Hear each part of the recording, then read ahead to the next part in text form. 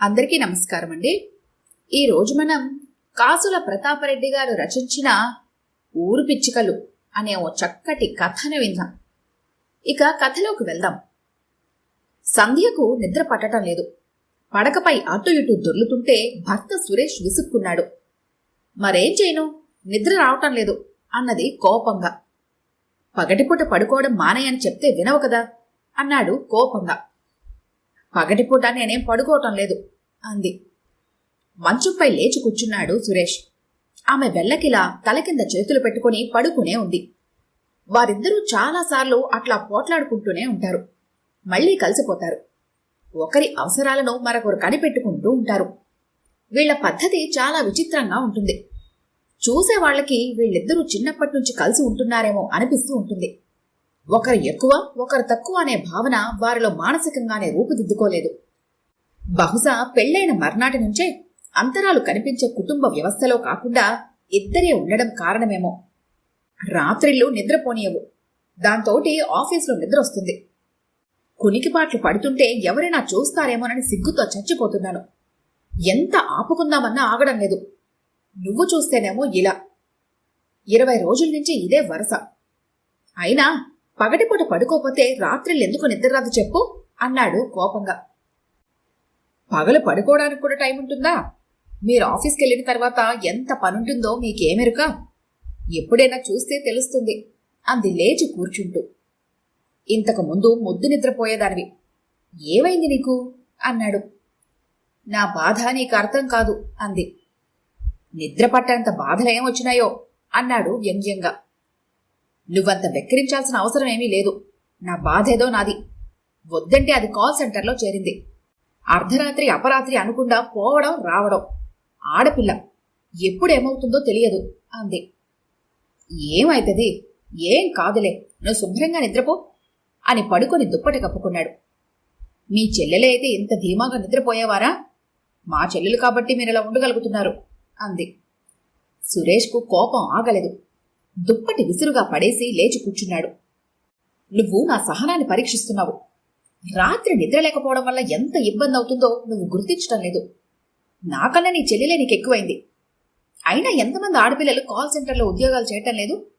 మీ చెల్లి ఒకతే చేస్తుందా అంటూ మంచంపై నుంచి దిగి సిగరెట్ ప్యాకెట్ అందుకొని యువతలకొచ్చాడు. పిల్లల గదివైపు చూశాడు. తలుపేసి ఉంది.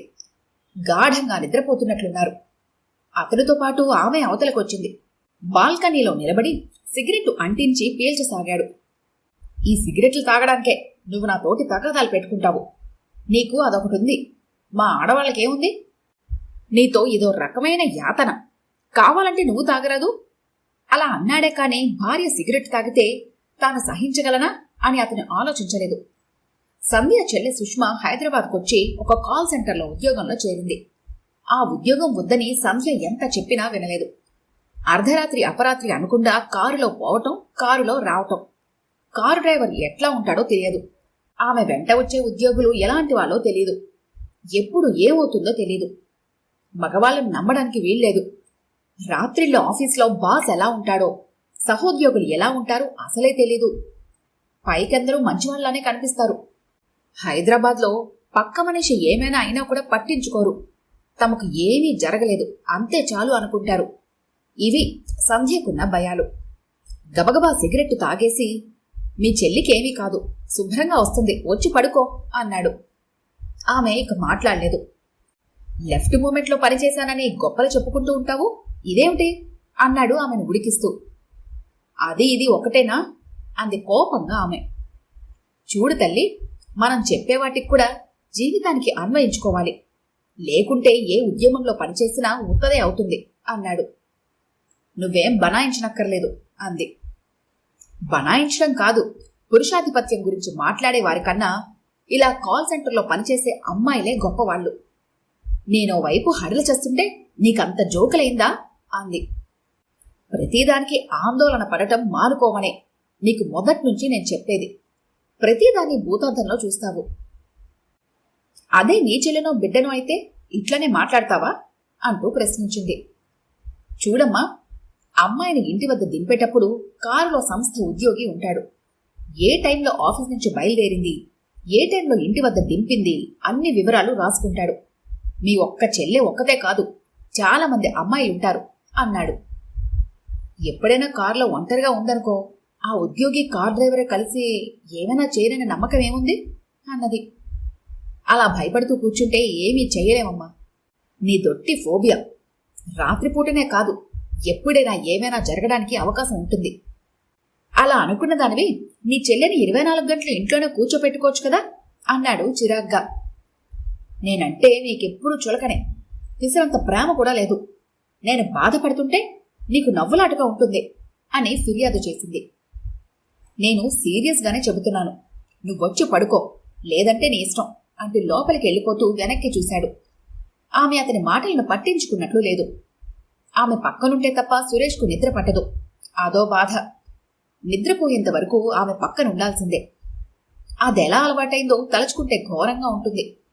ఎప్పుడైనా ఆమెకి దూరంగా ఉండాల్సి వచ్చినప్పుడు ఓ 2 పెగ్గులు విస్కీ తాగితే మత్తు ముంచుకొస్తుంది. ఏమీ తెలియకుండా నిద్రపోతాడు. తాగడం వ్యసనం కాదు గాని అతనికి అవసరంగా మారింది. కాస్త ఆగి, వస్తావా రావా అన్నాడు విసురుగా. ఆమెకు కోపం వచ్చిందని, తనకు సమాధానం రాదని గుర్తించి లోనికి వెళ్ళిపోయాడు. ఏమీ తోచక రోడ్డు వైపు చూస్తూ ఉండిపోయింది సంధ్య. వీధెలెట్లు మసకమసకగా వెలుగుతున్నాయి. దర్వాజా దాకా వచ్చి గోడ గడియారం చూసింది. అర్ధరాత్రి దాటి 3 అవుతున్నది. సుష్మ రావడానికి ఇంకా గంట టైం ఉంది. నిన్న మొన్న పడక మీద దొర్లుతూ సగం సగం నిద్రనన్నా పోయేది. ఈరోజు ఈయనొకడు లేచి గొడవ మొదలుపెట్టాడు. పూర్తిగా నిద్ర తేలిపోయింది అని అనుకుంది. వచ్చి కాసేపు ముందు గదిలో కుర్చీలో కూర్చుంది. లేచి కిందనే నడుం వాల్చి నిద్రపోయే ప్రయత్నం చేసింది. నిద్ర దరిచేరదని అర్థమై మళ్లీ బాల్కనీలోకి వచ్చి నిలబడింది. ఇంతలో రోడ్డు మీద చీపలతో ఆడవాళ్లు కనిపించారు. రోడ్డు ఓడ్చటం మొదలుపెట్టారు. ఈ మధ్య అర్ధరాత్రి దాటిన తర్వాత రోడ్లు ఊడిస్తున్నారు. ఎందుకో అనుకుంది. మన హైదరాబాద్కు వచ్చిన కొత్తలో ఇలా ఉండేది కాదు. కాల్ సెంటర్లు ఎందుకు వచ్చాయో, రాత్రిపూట రోడ్లు ఓడ్చడం కూడా అందుకే వచ్చిందని ఆమె బుర్రకు అందని విషయం. అలా బాల్కనీ నుంచి చూస్తుంటే వాళ్ల ముఖాలు స్పష్టంగా కనిపిస్తున్నాయి. వాళ్లలో ఒక ఆమె లక్ష్మిలాగా కనిపించింది. లక్ష్మి ఇక్కడికెందుకొస్తుంది? ఎవరినో చూసి తను లక్ష్మి అనుకుంటుందేమో అని మనసులో అనుకుంది. అలానే చూస్తూ ఉండిపోయింది. చూస్తున్న కొద్దీ ఆమె లక్ష్మిలాగే కనిపించసాగింది. లక్ష్మి సంధ్యకు బాగా తెలుసు. తమ అత్తగారి ఊరే ఆమెది. తన పెళ్లప్పుడు అన్నీ ఆమెనే పక్క నుండి చూసుకుంది. అప్పుడప్పుడే ఆమెలో యవ్వనం ప్రవేశిస్తున్నది. ఆ సిగ్రతనం చాలా గమ్మత్తుగా అమాయకంగా ఉండేది. చామన ఛాయ అయినా చాలా అందంగా ఉంటుంది. అప్పుడు లక్ష్మికి 20 ఏళ్లుంటాయేమో.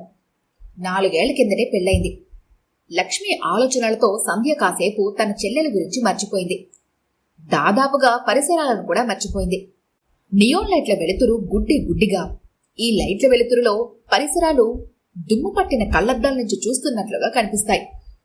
లక్ష్మి భర్త రాములు. తల్లిదండ్రులకు ఒక్కడే కొడుకు. ఎకరం తరిపొలం, 3 ఎకరాల మెట్ట ఉంది. రాములు కష్టపోతూ వ్యవసాయం బాగా చేస్తాడని ఊరంతా అనుకుంటుంది. రాములు పొలం పండలేదంటే ఇక ఎవరి పొలం పండదు. బాయి మీద పండే పంటతో హాయిగా ఉండేవాళ్లు. అటువంటి కుటుంబంలో ఉన్న లక్ష్మి ఇక్కడికొచ్చి రోడ్లెందుకు ఊడుస్తుంది? మనిషిని పోలిన మనుషులు ఉండటం సహజం. తాను ఎవరినో చూసి లక్ష్మి అనుకుంటున్నట్లుగా ఉందని భావించింది. అక్కడికి వెళ్దామని అనుకొని కదలబోయి తటపటాయించింది. గేటు తీసుకుని బయట కాలు పెడితే చాలు, ఏదైతే అదే అయ్యింది అంటూ బయటకు నడిచింది. గేటు తీసి నిలబడింది. తన ఉనికిని కూడా గుర్తించకుండా వాళ్లు రోడ్లు ఊడ్చుకుంటూ పోతున్నారు. ఒకతను బైక్ మీద పోతూ ఆమెను ఏదోలా చూశాడు. దాంతో ఆమెకు మళ్లీ చెల్లి సుష్మ గుర్తొచ్చి ఆందోళన కలిగింది. రోడ్డు మీద పోయేవాళ్లే ఆడవాళ్లను చూస్తే మింగేసేలా చూస్తారే, పరాయి మగాళ్లుండే కారులో వస్తే ఏమాత్రం రక్షణ ఉంటుంది అనుకుంది. ఊడ్చుకుంటూ దగ్గరకొచ్చిన లక్ష్మి ఒకసారి తలెత్తి సంధ్యను చూసింది. అలా చూసి ఆశ్చర్యపోయింది. మీరిక్కడుంటారా అని కుతూహలంగా అడిగింది. అప్పుడు లక్ష్మిని స్పష్టంగా గుర్తించింది సంధ్య. నువ్వేంది లక్ష్మి ఈ పని అంటూ అడిగింది సంధ్య. లక్ష్మి ముఖంలో ఆనాటి కళ లేదు. మనిషిలో ఆనాటి చలాకీతనం లేదు. తాను చూసినప్పుడు ఎంత చురుగ్గా ఉండేదని రెక్కలు విప్పార్చుకున్న పక్షిలా అనిపించేది తనకు. ఆ ప్రశ్నతో లక్ష్మి ముఖం నల్లబడింది. పీక్కుపోయిన ముఖం మరింత కళావిహీనం అయింది. ఏవేవో మదిలో మెదిలి వెలిపెడుతుంటే బాధపడుతున్నట్టు లక్ష్మి కనిపించింది. ఏదో జరగరానిదే జరిగిందని సంధ్య అనుకుంది. తన పిచ్చిగాని ఏదీ జరగకపోతే ఈ రోడ్లు ఊడ్చే పనికి తనెందుకొస్తుంది అంటూ జవాబు చెప్పుకుంది. ఏమైంది లక్ష్మి అని అనునయంగా అడిగింది. ఆ ప్రశ్నతో లక్ష్మి కళ్ళ నిండా నీరు ఊరింది. చీపురు కింద పడేసి కొంగుతో కళ్ళు తుడుచుకుంది. ఆయన చచ్చిపోయిండు అని చెప్పింది అతి కష్టంగా. సంధ్య మాట్లాడలేకపోయింది. వద్దంటే పత్తి పంట వేసిండు, అప్పులు తెచ్చి మరీ వేసిండు. పంట చేతికి అందలేదు, అంతా తీంతెరలైంది.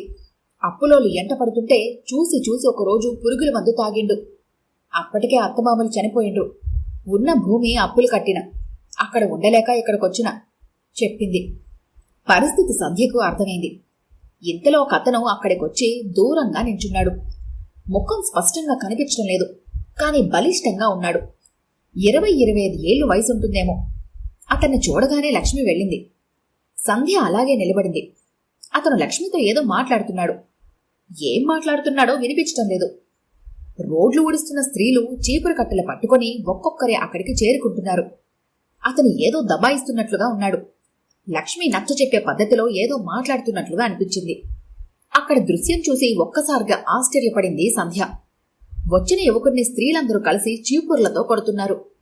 కొడుతూనే ఏదేదో తిడుతున్నట్టు సంధ్యకు అర్థమైంది.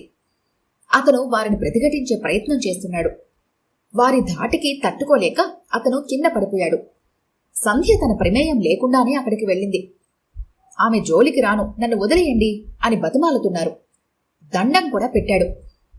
పోనీ అండ్రే అని ఒక ఆమె అన్నది. అతన్ని వదిలేశారు. అతను తల వంచుకొని వెళ్ళిపోయాడు. సంధ్య లక్ష్మి దగ్గరికి వెళ్ళి, ఏమైంది లక్ష్మి అని అడిగింది. ఆ ప్రశ్నకు గుంపులోనొక స్త్రీ నుంచి సమాధానం వచ్చింది. ఈ సుబ్బారావు గాడు రోజొచ్చి ఈ పోరిని సతాయిస్తున్నాడు. మొగుడు లేడని దానెంట పడుతున్నాడు. నేనే ఈ పోరిని తీసుకొచ్చి ఈ పనిలో పెట్టినా. మాకు పనిచ్చిన సార్ దగ్గర ఈడు పనిచేస్తాడు. వీడి కన్ను ఈ పోరి మీద పడ్డది. రోజు వచ్చుడు సతాయించుడు. గతి లేక రోడ్లు ఊడుస్తున్నాం గాని నీతి లేక కాదమ్మా. అందుకనే ఆడికి బుద్ధి చెప్పాలని అనుకున్నాం.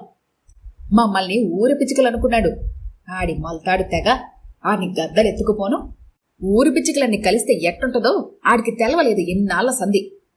ఆమెకు ఆమెనే సమాధానం చెప్పుకుంటున్నదో తన ప్రశ్నకు సమాధానం చెబుతున్నదో సంధ్యకు అర్థం కాలేదు. ఇంతలో కారొచ్చి పక్కనే ఆగడంతో ఉలిక్కి పడింది సంధ్య. అందులోంచి సుష్మా డోర్ తీసుకుని పరుగులాంటి నడకతో సంధ్యను చేరుకుంది. ఏమైందే, ఎక్కడున్నావు అని అడిగింది సుష్మా ఆతృతగా. ఏం కాలేదు, ఏమీ కాదు కూడా అని సుష్మా వీపును తట్టింది సంధ్య.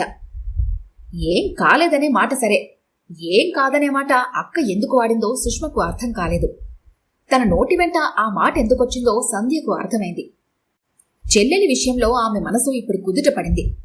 సుష్మను దింపేసిన కారు వెళ్లిపోయింది. అక్కా చెల్లెలిద్దరూ ఇంటివైపు నడక సాగించారు. ఇంటివైపు చూశారు.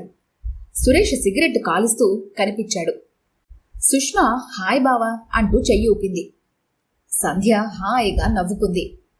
ఇన్నాళ్లుగా బలహీనమైన ఆడవాళ్లను ఈ మగవాళ్లు మోసం చేస్తారేమో, అలాంటి మోసాలకు తన చెల్లెలు ఎక్కడ బలవుతుందో అని నిత్యం భయపడుతున్న సంధ్యకు ఈరోజు సాటి ఆడవారంతా తాము బలహీనులం కాదు అంటూ తేల్చి చెప్పిన సంఘటన తలుచుకుంటే ఎంతో ఆనందం అనిపించింది. ఈ కథ కనుక మీకు నచ్చినట్లయితే లైక్ చేయండి, షేర్ చేయండి. మరిన్ని ఇంట్రెస్టింగ్ కథల కోసం మా ఛానల్ని తప్పకుండా సబ్స్క్రైబ్ చేసుకోండి.